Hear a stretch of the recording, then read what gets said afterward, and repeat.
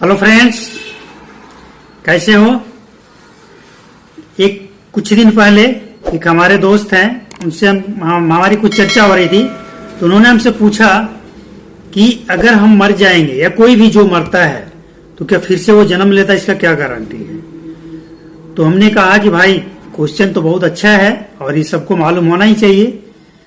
तो जैसे दिन के बाद रात होता है वैसे ही मृत्यु के बाद जन्म होता है, और ये आपके कर्म के हिसाब से होता है।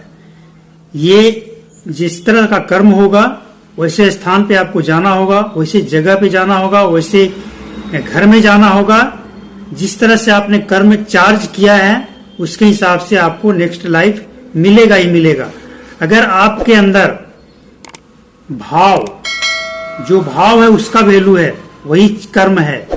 जैसे आपने अगर किसी को कुछ खिलाया या उधार दिया और आप ये भाव रखते हैं कि मेरे पास अगर और हो तो हम और भी लोगों को दें, दान करें, तो ये आपके जो भाव हैं ये नेक्स्ट लाइफ में आपके पास कमी नहीं होगा और आप लोगों की हेल्प करेंगे। लेकिन अगर आपके भाव, आपने किसी को दिया और अगर भाव ये है कि इसे तो देना ही नहीं चाहिए था, ये देने के लायक नहीं है, तो नेक्स्ट लाइफ में, इस लाइफ में आपने दिया, इसके बाद भी नेक्स्ट लाइफ के लिए आपने कर्म क्या बांधा, नहीं देना चाहिए। आपके पास नहीं होगा और आप नहीं दीजिएगा।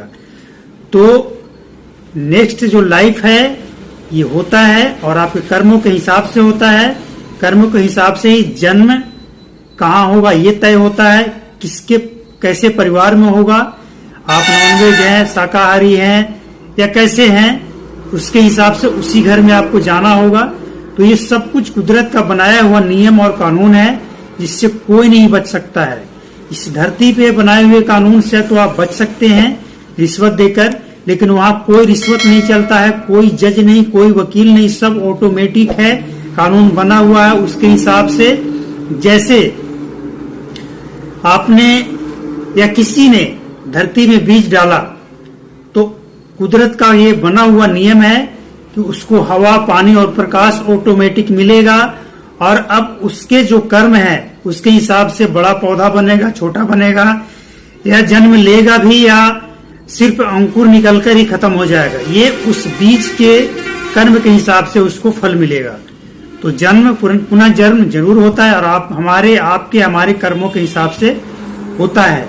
जैसे दिन के बाद रात होता है वैसे ही मृत्यु के बाद जन्म होता है और जन्म के बाद वापस मृत्यु होता है, और मोक्ष होने के बाद ये काल चक्र से मुक्ति मिल जाता है।